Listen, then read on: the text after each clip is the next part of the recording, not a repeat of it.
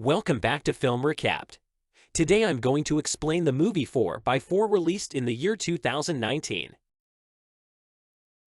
The movie begins with a man named Ciro walking around a neighborhood in Buenos Aires. Ciro is a thug, and when he notices a car of his interest, he breaks into it. He gets into the car and steals its stereo. In the overhead compartment, Ciro finds a pair of Ray-Ban sunglasses and pockets them. He still isn't satisfied, violating the car, and he forcefully clenches his butt to squeeze out a fart. He finally feels that his work is done and he proceeds to leave, but lo and behold, the door doesn't open. He tries the other 3 doors, but none of them open, left with no choice. He is forced to move over to the back seat where he attempts to get the car's trunk to open. When he fails to do so, he finally begins to panic and he desperately tries to break the car's window, but without success. However, the seasoned thug refuses to give up and he dismantles the inner part of the car's door. He then squeezes his hand inside the door and tries to open it, but only to hurt himself badly. He begins bleeding, but the car door doesn't open. After all fails, Ciro pulls out his gun and shoots at the front window, but the bullets bounce off and pierce into his thighs. Ciro screams in extreme pain, profusely bleeding. Ciro takes off his shirt and wraps it around the wound.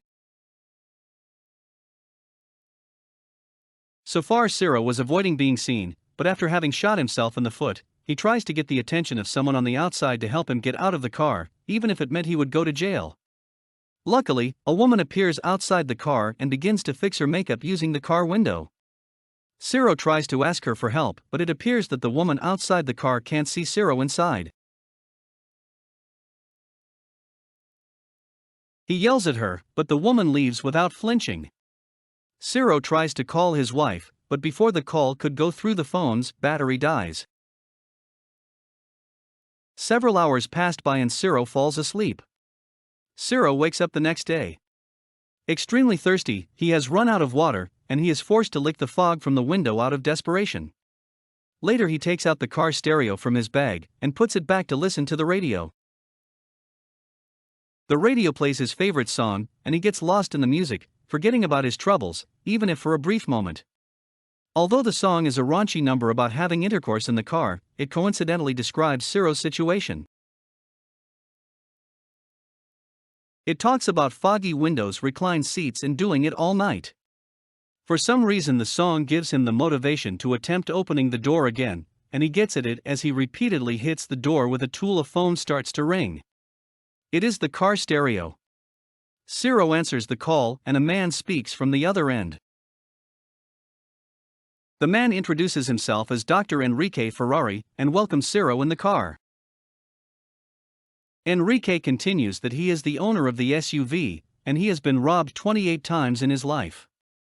He adds that Ciro is the 29th thief that has tried to steal from him. The revelation enrages Ciro and he demands to be freed, but Enrique tells him to shut up and listen. Enrique then continues that he calls his car 4x4, which has an alarm that's connected to his phone, using which Enrique can lock all the doors to the car. It is bulletproof, it can't be moved from inside because of active suspension. It is also soundproof.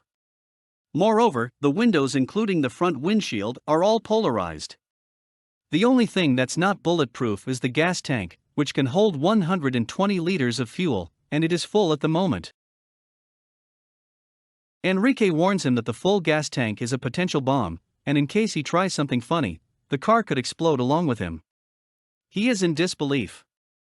Enrique continues that he is a widower who was born in CLO 60 years ago. He had a normal childhood for a middle-class child at the time. The doors to his houses were never locked. Enrique says that the current life is in such a bad state right now that he misses the life he had when he was a child.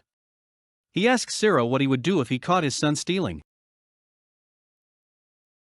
However, Ciro has had enough and he threatens to report Enrique to the police. Ciro orders Enrique to release him so he can kill him and all of his family. However, before Ciro could finish, the phone hangs up afterwards. However, Ciro has had enough and he threatens to report Enrique to the police.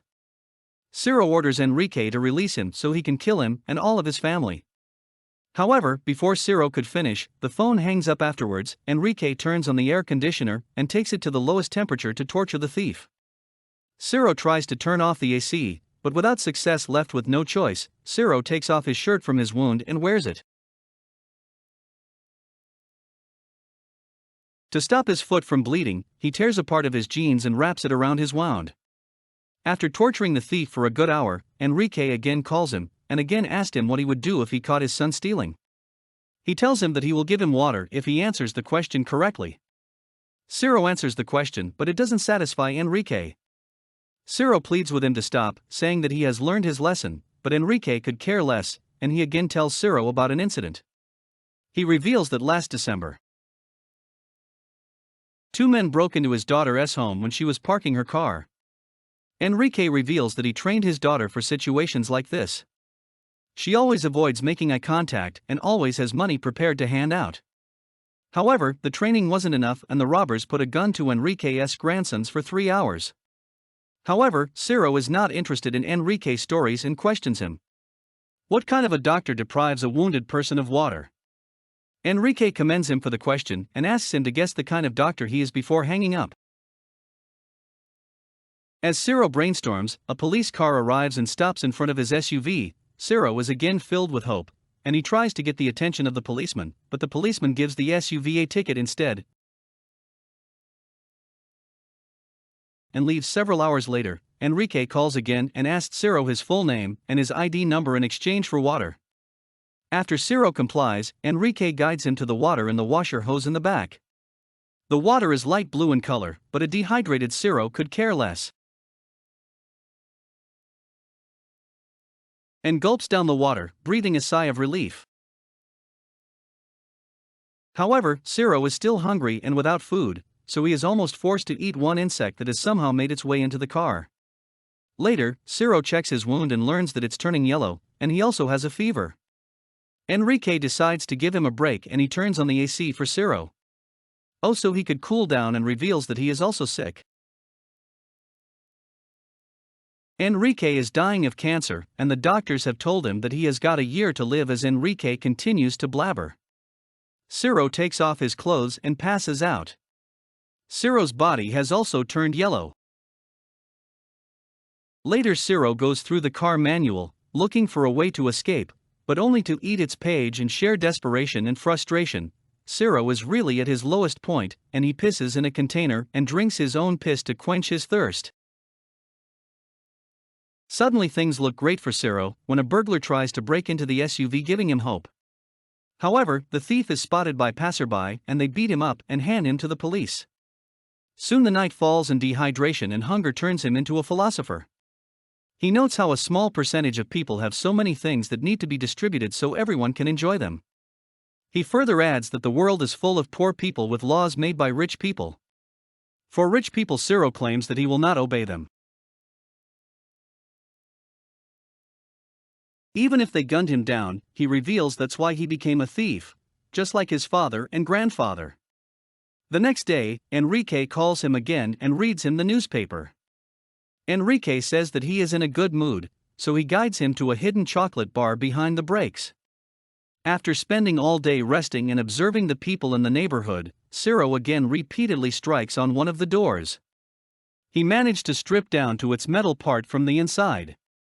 Eventually, he manages to create a small hole in the door that opens outside. He screams through the tiny hole to attract someone's attention, but without success. Enrique later calls and reveals that he has contacted Ciro's family. Hearing his family's name, Ciro tears up and warns Enrique against harming them. He then tearfully asks what he did to him to deserve this. However, Enrique doesn't stop, and he pulls out Ciro's criminal record and reveals that Ciro has killed a person before. A tearful Ciro denies having killed anyone. Enrique has receipts, and he reveals that Ciro broke into the home of the Salerno brothers in Barracas to rob them. But they tried to fight back and Ciro shot them with his gun. Enrique also brings up an old bus driver that Ciro badly beat up. However, Ciro still refuses to take responsibility and blames the driver for not letting him rob the passengers. He says that he made mistakes and he has already paid for them. Later, Ciro charges his phone with solar power and calls his wife, but the call goes straight to voicemail. In the voicemail, he confesses to his wife everything and apologizes for messing up again. After crying his eyes out, Ciro plays with the car's start button and manages to turn it on. Apparently, it can only be started without a key. After pressing it a certain number of times, he puts on the seat belt and places the gear in reverse mode. However, the gear gets stuck in reverse mode, and he is forced to drive in reverse. He speeds the car and crashes it to a pole to attract people's attention. Fortunately, the airbag activates on time, and he doesn't sustain any injury. Ciro is finally able to kick down the weak and rear window and escape. He is in extreme pain, but he manages to drag himself to a nearby gas station eatery where he helps himself to some food as he relishes every bite of his food. The eatery's manager orders him to pay for the food and leave immediately. This enrages Ciro, and he shoots the manager. Ciro then wakes from his sleep and he realizes that he was dreaming and he is still stuck in the car. Enrique calls again and Ciro threatens to commit suicide, but it fails to phase the former. Fed up, Ciro puts his gun to his mouth and pulls the trigger, but the gun gets stuck.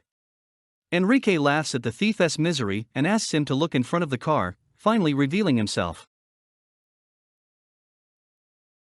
Enrique gets in the car with him.